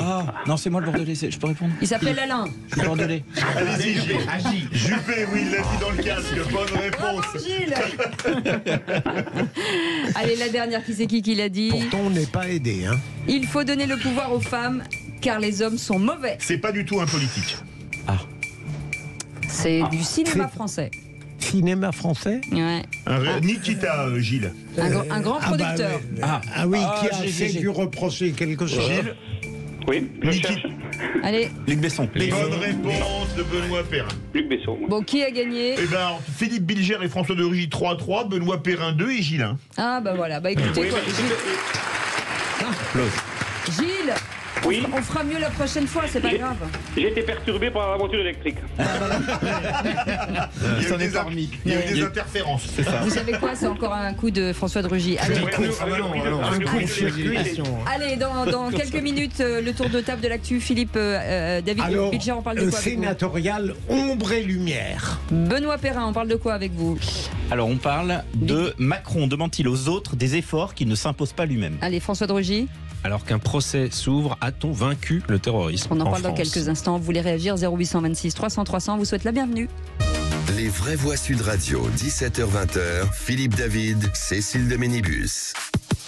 Et pour partager ces moments de débat, de discussion sur cette plateforme d'opinion, Philippe Bilger est avec nous, président de l'Institut de la Parole, François de Rugy, consultant et ancien ministre et ancien président de l'Assemblée nationale, et Benoît Perrin, qui est directeur de Contribuables Associés. Et vous, au 0826 300 300. Absolument, Cécile. Et tout de suite, on va avoir le top clic de Félix Mathieu. Les vraies voix Sud Radio, c'est le top clic. Et l'ex-rectrice de Versailles indique ne pas avoir eu connaissance du courrier polémique envoyé aux parents de Nicolas, Félix Mathieu. Oui, Nicolas, 15 ans, qui s'est suicidé à la rentrée après avoir subi du harcèlement l'an dernier. Je regrette de ne pas avoir eu connaissance de ces courriers, de ne pas avoir pu m'assurer qu'on tienne compte de la détresse des familles, déclare l'ancienne rectrice dans les colonnes du Parisien aujourd'hui en France. Aujourd'hui, reconvertie dans le privé, Charline Avenel présente également des excuses aux parents de Nicolas, qualifiant ce courrier d'inadmissible. J'ai été bouleversée en apprenant le décès de cet enfant, dit-elle. Lorsque j'ai découvert il y a une semaine dans la presse l'existence de ce courrier, j'étais effondrée. C'est ce qu'elle déclare. L'ancienne rectrice explique aussi ne pas avoir su qu'une lettre du même acabit avait été envoyée également à une famille qui avait signalé une agression sexuelle en début d'année sur leur fillette par un animateur périscolaire des Yvelines. J'ai validé, explique-t-elle, sur ces courriers qui menaçaient d'attaque pour diffamation. J'ai validé le principe des courriers adressés aux familles qui menacent les enseignants, dit-elle. Des lettres appelées comminatoires auxquelles le personnel de l'éducation nationale peut avoir accès pour rappeler des dispositions légales à des gens qui les menaceraient. Mais jamais, dit-elle, pour des correspondances avec des familles dont les enfants sont victimes de harcèlement. Je découvre que ces lettres de réprobation étaient envoyées et je le crains en nombre sans discernement à des familles en détresse. Voilà, en tout cas, aujourd'hui, le ministre de l'Éducation, Gabriel Attal, recevait de son côté les syndicats enseignants ce matin pour se rendre ensuite au rectorat de Versailles et commence à construire finalement la réponse de l'État, le futur plan de lutte contre ce phénomène du harcèlement scolaire. Philippe Bilger, ça ressemble pas une nouvelle fois à responsable mais pas coupable? Quand on n'est plus dans un poste, on est prêt à s'expliquer sur les erreurs qui ont été faites. Ça, c'est très clair. Mais elle a été relativement courageuse, tout de même dans l'interview du Parisien. Elle n'élude pas tout, mon Dieu.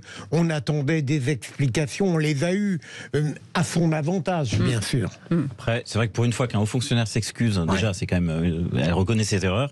Et puis après, deuxièmement, j'espère en tout cas dans le rectorat que la personne qui s'occupe des courriers ne sera pas promue, en tout cas qu'il y ait une vraie responsabilité. L'avantage dans l'entreprise, c'est quand vous faites une erreur, vous êtes immédiatement sanctionné, vous êtes en tout cas rarement promu par votre direction. Là, on espère quand même que la personne en charge des courriers aurait eu un avancement un peu ralenti. François de Rugy. Oui, il faut surtout espérer qu'il y ait une enquête interne, peut-être même une enquête judiciaire, je ne sais pas, mais surtout une enquête interne pour savoir qui est responsable, pas simplement par interview interposée. Et puis par ailleurs, pour que d'une manière plus générale, ce sentiment qu'ont beaucoup de Français, beaucoup de parents d'élèves, selon lesquels c'est le pas de vague qui doit l'emporter et que systématiquement l'administration cherche à étouffer un peu toute contestation sur les problèmes, que ça, on y mette fin. Absolument. Venons-en à cette estimation impressionnante, celle de la facture pour rendre la Seine baignable. 1,4 milliard d'euros dépensés pour ce plan qualité de l'eau et baignade, 1,4 milliard d'euros pour ce plan qualité de l'eau et baignade, 1,4 milliard pour tenir avec un peu de retard finalement cette vieille promesse du maire de Paris, Jacques Chirac, en 1990. Dans 3 ans, j'irai me baigner dans la Seine, devant témoins, pour montrer que la Seine est devenue un fleuve propre. Bon, on attend toujours. La Seine n'est plus baignable depuis 1923, depuis un siècle.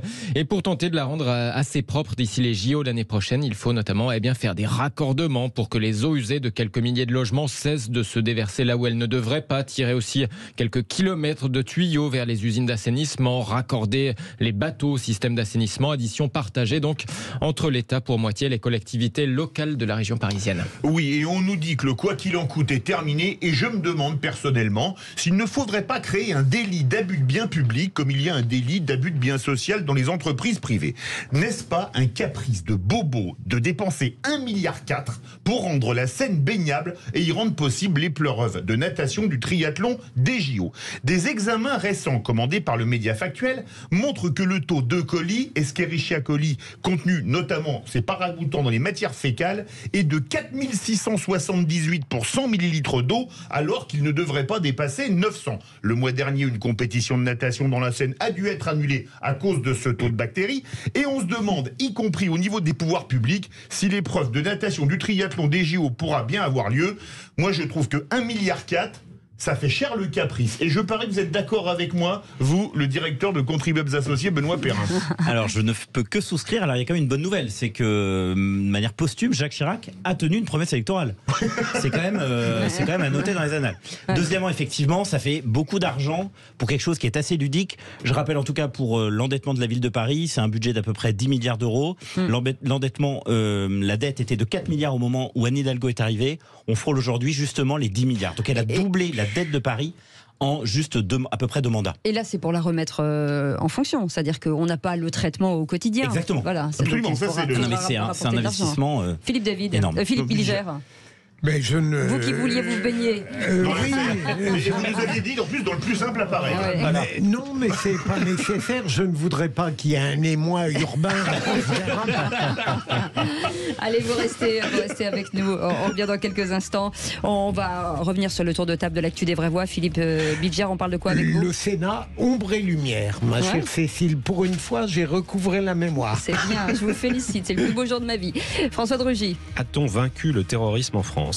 Et Benoît Perrin. Macron demande-t-il aux autres des efforts qu'il n'est pas capable de faire lui-même? Eh ben, vous les commentez, vous êtes les bienvenus, vous le savez, c'est votre maison, Sud Radio. On vous accueille jusqu'à 19h avec Philippe David. À tout de suite. Les vraies voix Sud Radio, 17h-20h, Philippe David, Cécile de Ménibus. Et ce sont les vraies voix avec vous jusqu'à 19h. Merci en tout cas de nous accueillir chez vous, en voiture, où que vous soyez, avec Philippe Bilger, président de l'Institut de la Parole, François de Rugy, consultant et ancien ministre et ancien président de l'Assemblée nationale, et Benoît Perrin, directeur de Contribuables et Associés. Et vous, au 0826 300 300, c'est le tour de table de l'actu des vraies voix. Encore ces stupides actualités. Ça dépend de la masse d'informations.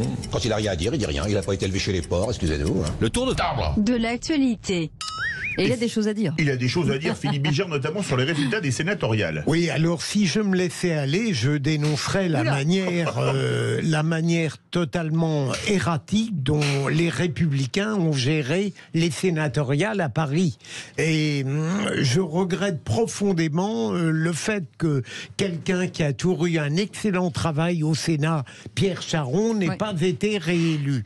Et par ailleurs, pour montrer à quel point j'ai un pluralisme charme tout à fait certain.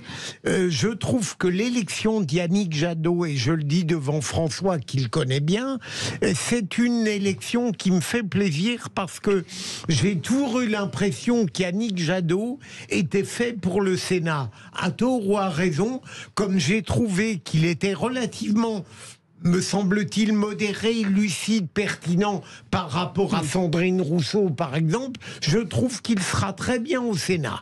Mais je vois que j'encours une sorte de désapprobation. Je vais arrêter net. La parole est à l'accusation ou à la défense, on ne sait pas. Ouais, alors moi, spontanément, je ne l'aurais pas vu au Sénat, parce que justement, il a quand même un peu une grande gueule, pour dire, il a une forte voix, il aime bien porter des accusations contre les grands groupes industriels, contre Macron. Alors là, non-stop, etc. C'est pas vraiment le style du Sénat. Le Élégant Sénat, comme vous, tout de même. c'est oui, mais le Sénat, c'est quand même des débats plus feutrés. On est on est plus loin des projecteurs, des réseaux sociaux, de la télé, etc. Donc, à mon avis, il va quand même avoir un peu de mal à se faire au Sénat. Et honnêtement, je l'aurais plus vu à l'Assemblée nationale, surtout l'Assemblée d'aujourd'hui, malheureusement, où c'est à la prime un peu à celui qui crie le plus fort. Et pourtant, on n'a pas l'impression que c'est quelqu'un qui aime prendre la lumière. Il est plutôt en retrait, plutôt. Yannick Jadot. Si, il a toujours cherché. Il a voulu être candidat à la présidentielle. Il se voyait déjà président. Il a fini à 4 et demi. Depuis, vous le voyez beaucoup. Depuis, vous avez raison. Il passe beaucoup dans les médias. Il aime bien ça. Depuis quelque temps, non. Il a un peu disparu après les présidentielles. Il y en a plein qui sont omniprésents, quoi qu'il arrive. Un mot là-dessus, c'est la conséquence de l'élection à Paris, qui a été effectivement une grande victoire pour la gauche. Et donc, on sait bien, le sénatorial, en fait, c'est le deuxième tour des élections municipales. C'est-à-dire qu'en fait, les résultats du Sénat, c'est simplement la traduction des rapports de force qu'il y a eu dans nos élections locales précédentes. Je rappelle juste que parmi les grands électeurs, 95% sont des conseillers municipaux. Donc les élections municipales déterminent largement. Mais est-ce que ça lui va bien justement d'être sénateur? Je ne le connais pas assez pour vous dire, mais en tout cas, effectivement, vous voulez pas vous engager, c'est je ça? pense. Non, mais il va probablement mettre de la vie effectivement au Sénat. Ou remettre de la vie au Sénat. De la jeunesse, vous voulez dire de la jeunesse peut-être. Il y a de la vie. Puisque vous parliez, Benoît Perrin, vous avez parlé de ce discours d'Emmanuel Macron. Alors effectivement, hier, on a eu un enterrement en première classe de la vente à perte sur les carburants. Alors l'annonce unilatérale de Matignon, sans concertation avec les distributeurs ni avec les autres ministres, a fait long feu. Alors Macron a compris que cette mesure qui menaçait les petits distributeurs allait à l'encontre à la fois de la vente, effectivement, qui accepterait aujourd'hui pour un commerçant de vente à perte, et serait sans effet sur le prix à la pompe. En effet, les distributeurs, pourtant concurrents, ont répondu à l'unisson, je cite, ce sera sans nous. Alors le gouvernement, je crois, a réussi quand même son opération de communication, puisqu'ils ont fait comprendre, je pense, à un certain nombre de Français qu'ils faisaient tout pour baisser les prix à la pompe, mais que les méchants, c'était les distributeurs qui, eux, refusaient de faire des efforts. Alors, opération de communication réussie, il fallait tout de même que quelque chose bouge, en tout cas pas les prix. Une alternative. Et pour ce faire, le gouvernement va jouer le rôle de maîtresse pour dire aux agents économiques ce qu'ils doivent faire. Et pourtant, je crois que ces derniers, les agents économiques, sont en droit de rappeler à M. Macron que quand les Français font un plein, ils remplissent d'abord les caisses de l'État, puisqu'il faut le rappeler, et le rappeler, et le rappeler. Quand on fait un plein, c'est 60% de taxes. Donc on peut être surpris que le gouvernement demande aux agents économiques de faire un effort, alors que lui n'est pas capable de faire le moindre effort. Et pour faire un effort, il faudrait effectivement revoir la dépense publique, ce qu'il ne fera probablement pas. Vous allez encore nous fâcher, François Drogy. Allez-y. Benoît, est-ce que vous êtes d'accord avec le fait que se fâcher courtoisement, si il propose que ce soit vendu à prix coûtant, est-ce que c'est exact de penser que même ça les condamnera à vendre à perte compte tenu des salaires, des charges? Je ne sais pas. En tout cas, ce que j'ai appris cette fin de semaine, c'est que l'essence représentait 25% d'un chiffre d'affaires d'une grande surface. Donc je veux dire, mais à marge quasi zéro. Et à marge, le carburant est vendu à marge quasi zéro. Une fois qu'on a payé, parce qu'il n'y a même plus de caissière maintenant, c'est tout. Mais une fois qu'on a payé la pompe, l'électricité pour éclairer la pompe la nuit, l'électricité de la pompe, il reste rien. Et surtout, on ne peut pas comparer les petits pompistes et les chaînes de magasins. Exactement. François de Rugy. Que, comme disait Coluche, vendre à perte, c'est un peu la méthode des pays de l'Est. Donne-moi ta montre, je te donnerai l'heure.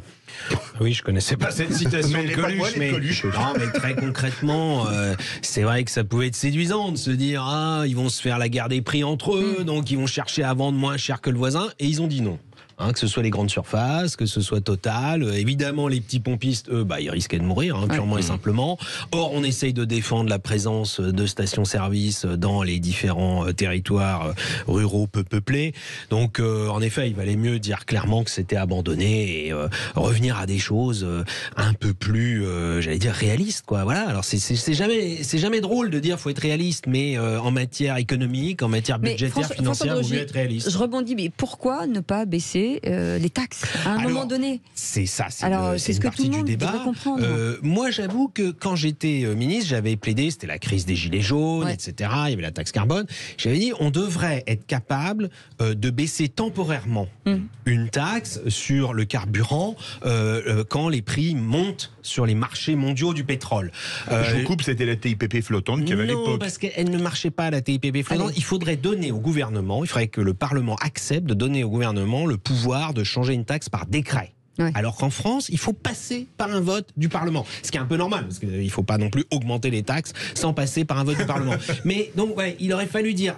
cas exceptionnel, on est capable de baisser temporairement, sachant qu'il faudrait être capable après de remonter, parce que sinon, évidemment, c'est les caisses de l'État qui vont souffrir. Alors, deux petites remarques. Un, la TICPE, donc la taxe justement sur l'essence, elle est aussi régulée par les régions. Et sachez que toutes les régions sont au taquet de ce qu'elles peuvent faire, à part la région Corse et la région Rhône-Alpes. Oui, mais c'est faible. Deuxièmement, pourquoi le gouvernement veut pas baisser? Pourquoi le gouvernement veut pas baisser? On en revient au sujet du début, par idéologie, parce que s'il baissait les taxes, il laisserait à croire que il favorise les énergies fossiles. Donc en fait, pourquoi l'État ne baisse pas les taxes? Il veut pas baisser la dépense publique et il est corseté dans une idéologie, à mon avis, pénible pour le contribuable français. Vous restez avec nous dans quelques instants, la suite du tour de table de l'actu des vraies voix. On parle de quoi avec vous, François de Rugy, juste après la pause? Est-ce que l'on a vaincu le terrorisme en France? Un gros sujet. Vous restez avec nous, 0826 300 300. N'hésitez pas, bien sûr, à commenter sur cette plateforme d'opinion, sur notre compte Twitter et un petit peu partout, et vous abonner à notre chaîne YouTube. Bienvenue à tous. Merci de votre fidélité aux vraies voix. En tout cas, on est ravis de vous accueillir tous les jours avec nous, avec Philippe Bilger qui est avec nous, François de Rugy et Benoît Perrin, directeur de Contribuables et Associés, il y a quelques instants. Avec Benoît Perrin, on revenait sur le discours d'Emmanuel Macron. Philippe Bilger nous parlait des résultats des sénatoriales. Et vous, cher François de Rugy, vous allez revenir sur ce procès du complice de l'attentat de Magnanville. Oui, en entendant parler de ce procès ce matin, je me suis dit, finalement, est-ce qu'aujourd'hui en France, on peut dire qu'on a vaincu le terrorisme? Je crois malheureusement que non.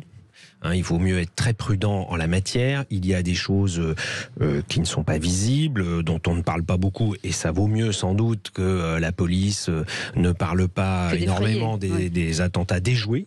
Le ministre de l'Intérieur, Gérald Darmanin, a dit l'autre jour qu'il y avait eu plus de 40 attentats qui ont été déjoués. Alors je crois que c'est sur la période où il était ministre, où il est ministre, c'est pas simplement sur l'année écoulée. Mais simplement un petit retour en arrière. Il y a donc 6 ans, 7 ans, 8 ans, en 2015, il y a d'abord l'attentat contre Charlie Hebdo qui frappe tous les esprits, mais qui déclenche un rassemblement monstre dans Paris, partout en France, des chefs d'État et de gouvernement du monde entier viennent défiler à Paris, etc. Mais finalement, nous n'avions encore rien vu, en quelque sorte, puisqu'il y a eu ce terrible attentat du Bataclan, en plus mené en même temps à plusieurs endroits. J'avais regardé à l'époque, j'étais député, nous avions eu un débat à l'Assemblée nationale, j'avais regardé dans l'histoire de France, il n'y avait jamais eu d'attentat aussi meurtrier.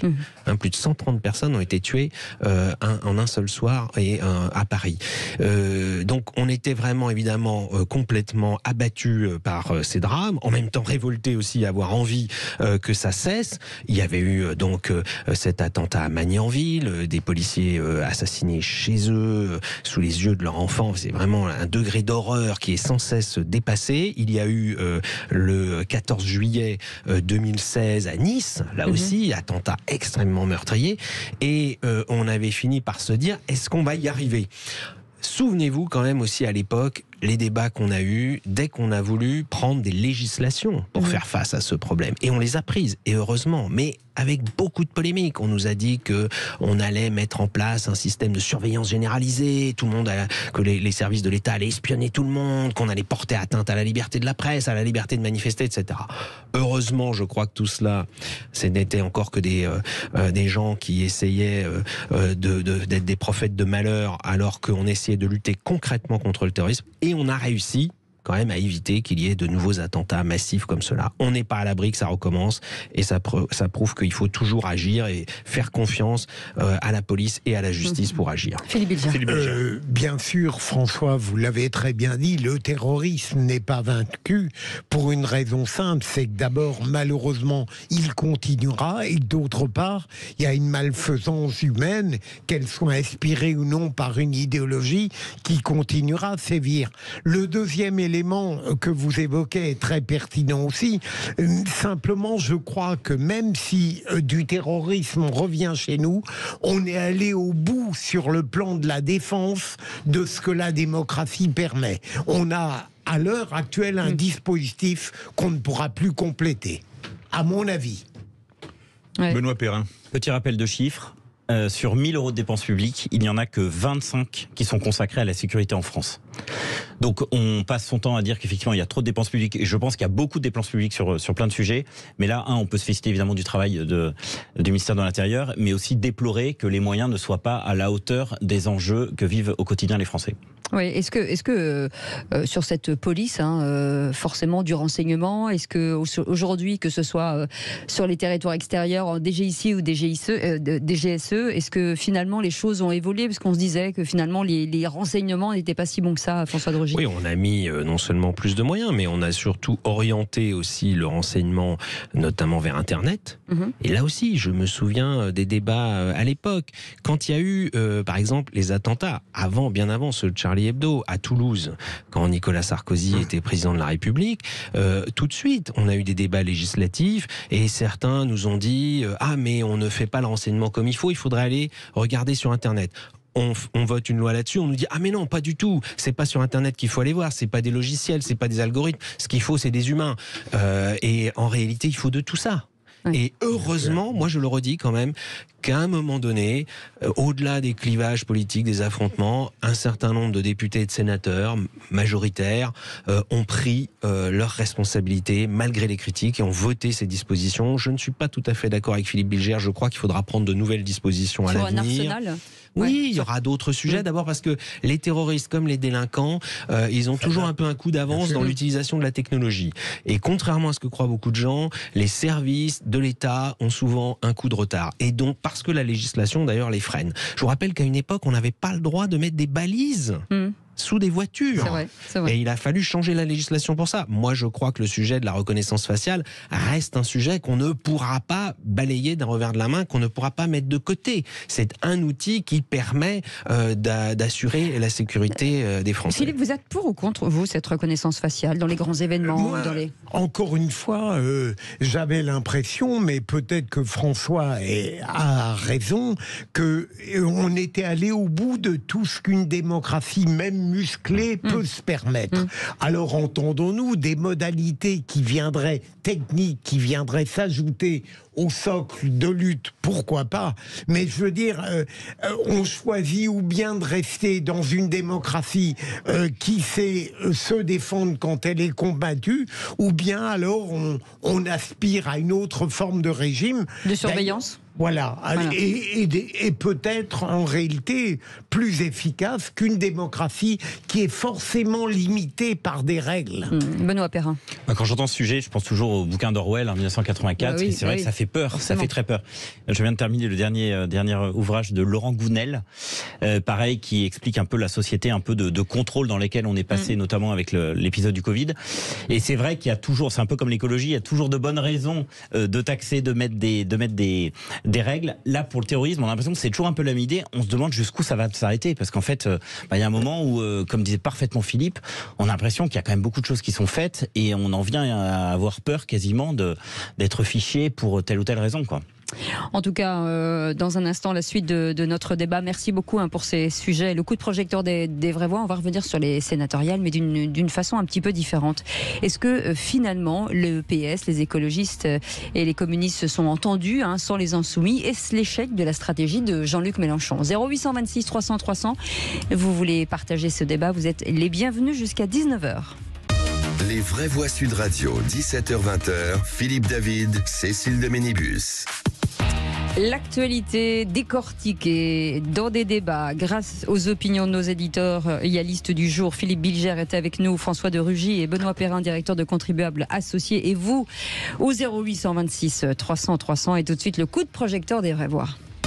Les vraies voix Sud Radio, le coup de projecteur des vraies voix. Et donc Jean-Luc Mélenchon dénonce la vieille gauche qui a refusé tout accord dans le cadre des sénatoriales. 0 élu donc hier. LFI aux élections sénatoriales. Le PS, les communistes et les écologistes se sont entendus, mais sans les insoumis. Est-ce l'échec de la stratégie de Jean-Luc Mélenchon? Oui, est-ce que c'est l'échec de la stratégie du clash permanent? Est-ce que la NUPES est en état de mort cérébrale, comme l'a dit dans ce studio la semaine dernière Aurélien Taché, député NUPES? Ou est-ce que ce sont les autres partis de gauche qui sont responsables de l'échec de LFI, comme le dit Mathilde Panot? On attend vos réactions au 0826 300 300. Et on en parlera avec Jean Garrigue qui est avec nous dans quelques instants. Philippe Bilger, forcément, là, le torchon brûle définitivement quand même. Oui, alors d'abord, Cécile, et ça n'est pas une surprise pour nos auditeurs, je ne suis pas malheureux à l'idée qu'LFI n'ait pas eu de sénateur. Deuxième élément, et là, j'ai l'impression que Jean-Luc Mélenchon joue un double jeu assez pervers. En définitive, il reproche à ses alliés, entre guillemets, de la NUPES, de tout faire pour qu'il n'y ait pas d'union, mais en même temps, sa personnalité, sa psychologie, ses outrances, son désir de dominer seul rendent impossible l'unité qu'il prétend souhaiter. Donc je crois que là, il y a un vrai problème et la NUPES risque bientôt de se briser définitivement à partir notamment de cette personnalité très singulière et autarcique de Jean-Luc Mélenchon. François de Rugy. Déjà, il y a un clin d'œil de l'histoire à ce que le parti de Jean-Luc Mélenchon n'ait aucun sénateur, alors que lui-même a longtemps été sénateur, parce qu'il l'a été près de 19 ans, sur plusieurs mandats. Il a même été à l'époque un des plus jeunes sénateurs. Oui, il fallait 35 ans. Oui, parce qu'il fallait 35 ans minimum pour être candidat au Sénat, et lui avait été élu jeune sénateur socialiste, et il est resté très longtemps au Sénat avant de devenir député européen, puis député à l'Assemblée nationale. Donc c'est vrai que on voit bien l'évolution aussi à travers ça de Jean-Luc Mélenchon et de son parti. Alors qu'au départ, il était un pur produit du Parti socialiste, élu local, sénateur, puis ministre, etc. Ensuite, il a rompu avec tout ça. Et donc, la France Insoumise est un parti qui n'a quasiment pas d'élus locaux. Qui n'a quasiment pas de maire, quasiment pas de conseillers municipaux, d'adjoints au maire, etc. Donc évidemment, ensuite, pas de sénateurs, puisque celles et ceux qui élisent, qui étaient les grands électeurs hier pour les élections sénatoriales, ce sont les élus municipaux à 95%, comme le rappelait Benoît Perrin tout à l'heure. Donc c'est assez logique. Après, là où il y a aussi quelque chose de logique, c'est que Jean-Luc Mélenchon, il se plaint que ses alliés n'aient pas voulu lui faire un peu de place pour ses amis de la France Insoumise au Sénat, alors que lui-même passe son temps à taper sur ses alliés. Alors, plus globalement, et là je considère que c'est pas simplement la question de Jean-Luc Mélenchon, c'est la question de la gauche française et des partis de gauche française, PS, PC, les Verts et la France Insoumise. Est-ce qu'ils ont encore un avenir ensemble? Est-ce qu'ils ont encore vocation à faire cette alliance électorale NUPES alors qu'ils sont en désaccord sur beaucoup de sujets de fond? Et notre. On n'a pas eu le mot de Benoît Perrin pour le tour. Une phrase. Bon, d'abord, il est mauvais perdant, mais je pense que ça surprendra relativement peu d'auditeurs. Deuxièmement, c'est jamais de sa faute quand il perd. Comme beaucoup. Comme beaucoup, vous avez raison, mais alors lui, c'est jamais de sa faute. Oui. Et troisièmement, je pense qu'il fait preuve de naïveté, mon avis, un peu surjoué, parce qu'on sait très bien que le Sénat, c'est une des dernières institutions en France qui permet aux partis traditionnels de survivre. Donc il n'y avait aucune raison que la gauche fasse alliance avec lui, puisque le Sénat étant l'incarnation des territoires où le Parti républicain et les socialistes ont encore du pouvoir puisqu'ils sont aux manettes dans ces régions-là, il n'y avait aucune raison que ces partis-là lui laissent de la place. Et Jean Garrigue est avec nous. Bonsoir, merci d'être avec nous.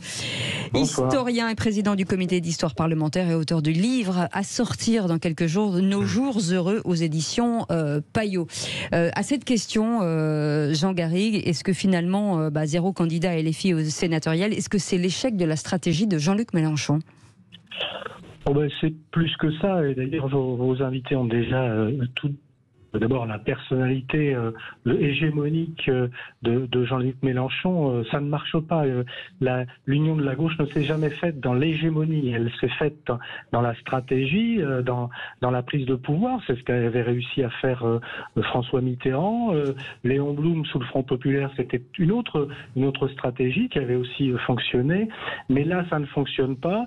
Et puis, ce qui a été mis en avant, c'est qu'il n'y a pas d'enracinement local de LFI. C'est quelque chose qui est très très très important notamment pour les élections sénatoriales, mais pour l'avenir de la France insoumise. Ils n'ont pas réussi en tant que parti protestataire à, je dirais, s'installer comme l'avait fait par exemple le Parti communiste à partir des années 30. Il faut se souvenir, dans les années 30, le Parti communiste, il avait à peu près la même réputation, voire pire que la France insoumise. Mais il a réussi peu à peu à s'installer dans les banlieues, ce qu'on appelle les banlieues rouges. Il a réussi à avoir un réseau local, d'avoir des élus territoriaux qui, on les voit maintenant aujourd'hui, et ça explique aussi d'ailleurs la stratégie de Fabien Roussel. Donc il y a tout ça qui ne va pas avec la France insoumise. Et puis de toute façon, ce que montre aussi l'histoire, c'est que quand la gauche a gagné, elle a toujours gagné autour de la social-démocratie. Gagner autour finalement de la, j'allais dire de la droite, de la gauche, c'est-à-dire de la gauche raisonnable, pragmatique, gouvernementale.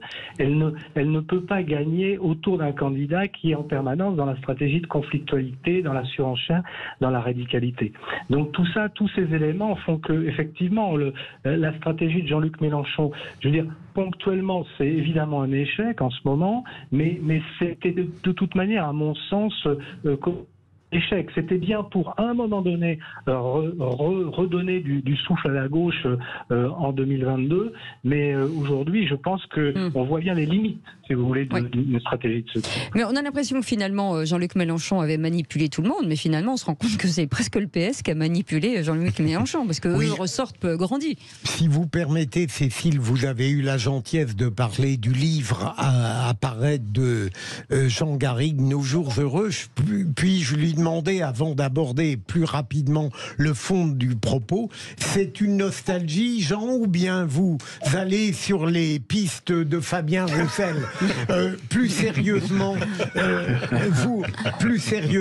Jean, est-ce que le fait que la stratégie de Jean-Luc Mélenchon montre à quel point elle crée des échecs, même s'il était inévitable pour le Sénat, est-ce que ça ne risque pas de créer au sein de LFI la montée d'une résistance vraiment de plus en plus forte pour une éventuelle nouvelle candidature de sa part? Ah mais je le crois, on voit bien d'ailleurs, on a vu que dans la polémique créée par Sophia Chikirou sur l'analogie entre Fabien Roussel et Jacques Doriot, qui était absurde d'ailleurs, historiquement et à tout point de vue, on a vu par exemple que Clémentine Autain prend ses distances, et on voit que depuis longtemps François Ruffin prend ses distances. Enfin, ils sont assez nombreux à contester l'autorité du conducteur de la France insoumise. Là, c'est votre point de vue. Effectivement, il y a une autre stratégie qui est possible, même pour la France insoumise, je veux dire. Et si le leadership n'est pas absurde, c'est la plus grosse force pour l'instant d'une partie de la gauche, parce qu'il y a une autre gauche qui pour l'instant n'est pas audible. Mais pour cette gauche de la NUPES, c'est la France insoumise qui est la force majeure. Simplement, il y a un problème de on ne vous entend plus. Oui, une question de Benoît Perrin pour Jean Garrigue. Monsieur Garrigue, bonjour. La question est simple. Est-ce que vous pensez, comme moi pour le coup, que les résultats des élections sénatoriales ne présageant rien des résultats de l'élection présidentielle prochaine? Oui, si je peux me permettre d'abonder et d'ajouter tout de suite ma question. Est-ce qu'il n'y a pas quand même là un bémol à apporter sur le fait que Jean-Luc Mélenchon ou François Ruffin, par exemple, trouvent un écho dans l'opinion en s'adressant directement aux citoyens sans passer par des relais comme les élus locaux, qui leur permettent de garder une forme d'hégémonie sur la gauche lors des élections nationales? Jean Garry. Je le pense tout à fait. Évidemment, l'élection présidentielle, c'est un rendez-vous avec une personnalité, un charisme. La politique a besoin d'incarnation. C'est ce qui a fait le succès à un moment donné, en 2017, d'Emmanuel Macron. Et donc, il n'y a pas de raison que Jean-Luc Mélenchon perde cette capacité à rassembler, à réunir, être le candidat majeur de la gauche. Simplement, ce qui va se passer malgré tout, c'est qu'on va voir notamment aux élections européennes à quel point les programmes sont différents, à quel européens du côté des écolos, et même du côté des socialistes, et que c'est très différent du côté de la France insoumise, par exemple.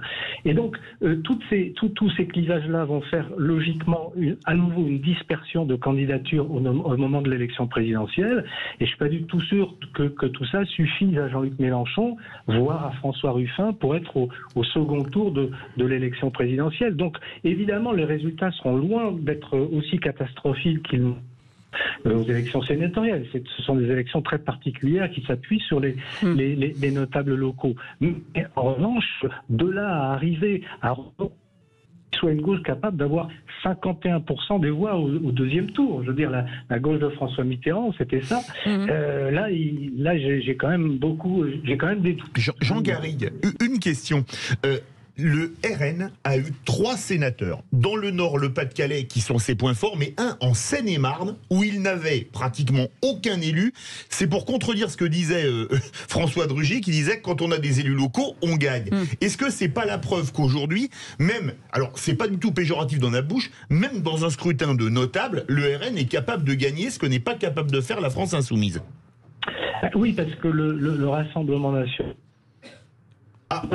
a entamé une stratégie de normalisation depuis des années, et donc on voit bien que ça lui a rendu possible de séduire un certain nombre d'élus locaux qui hésitaient avec la droite sociale, la droite populaire, donc il y a une possibilité effectivement, mais les communistes aussi, ils ont des sénateurs, ils arrivent à avoir des parce que dans cette actualité, et ça c'est les élus territoriaux, ils ont la conflictualité, de la radicalité, de l'outrance, et donc le Rassemblement national, en jouant cette carte d'une normalisation, a réussi dans un certain nombre de départements qui sont, pour des tas de raisons, qui s'estiment oubliés par le pouvoir central, qui ont plus de services publics, etc. Ben, il a réussi à faire une petite percée. Bon, ça reste 3 sénateurs. Philippe Bilger. Est-ce que, pardon d'aller toujours dans le futur, mais est-ce que ce qui peut être important pour LFI, ça n'est pas la constance des enquêtes d'opinion qui, à chaque fois qu'on imagine un second tour opposant Marine Le Pen à Jean-Luc Mélenchon, fait naturellement triompher celle-là. Et donc, est-ce que vous croyez que ces partis comme LFI, malgré le culte du chef, du conducateur, comme vous l'avez dit tout à l'heure, sont sensibles à ces prévisions, Jean? Non, ce qui est...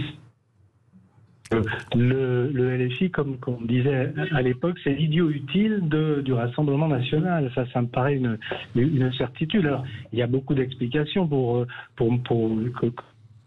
montrer pourquoi le Rassemblement national s'est installé dans notre vie publique. Mais enfin, c'est vrai que si vous opposez la radicalité de la France insoumise à la stratégie habile qui était celle de Marine Le Pen depuis quelques années, on voit bien ce qui est en train de se passer. Et réciproquement, je veux dire que ce qui fait aussi de Jean-Luc Mélenchon.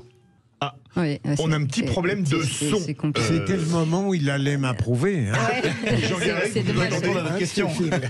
On va vous rappeler de suite. Benoît Perrin. Alors, ce qui me frappe, c'est le décalage qu'il y a entre le Sénat et l'Assemblée nationale. L'Assemblée nationale, on a beaucoup d'élus LFI et beaucoup d'élus Rassemblement national. Et au Sénat, beaucoup d'élus majorité présidentielle. Et beaucoup majorité, exactement. Et Sénat, c'est exactement l'inverse. Majorité présidentielle, je crois qu'ils sont une vingtaine au Sénat.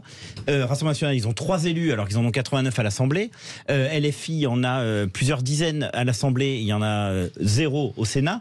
On a vraiment l'impression qu'il y a une opposition entre le vote direct que représente l'Assemblée nationale et puis le vote en quelque sorte un peu des territoires, dont on sait que la ruralité est quand même surreprésentée, et ce qui permet peut-être d'apporter un peu de sagesse au débat pour le coup.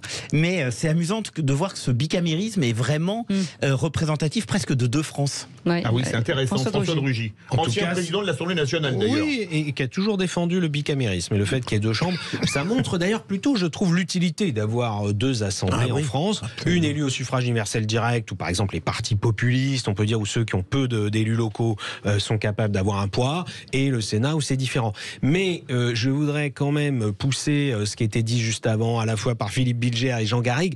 Je crois qu'il faut se méfier quand même de l'illusion des élections locales par rapport aux élections nationales.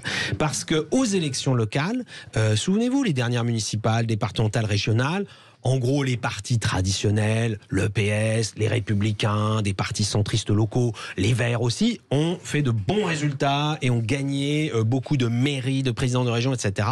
Et en revanche, ils ont perdu un an après l'élection présidentielle et les élections législatives. Et une autre illusion qui va avec, c'est de croire que parce qu'on est à la tête d'une grande collectivité locale, souvenez-vous, la mairie de Paris pour Anne Hidalgo, la région Île-de-France, première région de France, 13 millions d'habitants pour Valérie Pécresse, que ça vous met sur une rampe de lancement pour une grande fonction nationale. J'entends Laurent Wauquiez qui est en train de faire un peu la même erreur à mon avis, et ça je crois que les Français sont assez clairvoyants. Il y a une grande différence entre les élections locales, les responsabilités locales et les responsabilités nationales. La preuve, c'est que le maire de Lourdes-Sichère, Jean Lassalle, a fait le double de voix d'Anne Hidalgo. Pourtant, si on regarde la population de Lourdes-Sichère et de Paris, c'est pas tout à fait la même chose. Lui, c'est un cas particulier. Et ne lançons pas le débat sur la crédibilité présidentielle du bonhomme. De toute façon, je ne comprends pas toujours ce qu'il dit. Et on ne comprend pas non plus ce qu'il chante. Mais il est extrêmement sympathique pareil. Non, attention, c'est pas du basque, c'est du Bernet. Je pense qu'il y a beaucoup de politiques qui aimeraient avoir sa popularité. Je peux vous assurer qu'il est très populaire. Merci beaucoup les amis d'avoir été avec nous. Merci beaucoup Philippe Bilger. Merci beaucoup François de Rugy. Merci beaucoup Benoît Perrin d'avoir été avec nous. Dans un instant, on va vous parler citoyenneté avec le G500, avec de belles associations ayant encore de beaux engagements. On reste ensemble jusqu'à 20h. Encore, on n'a pas fini. On joue les prolongations. Restez là, bougez pas. Mais je bouge pas. À tout de suite.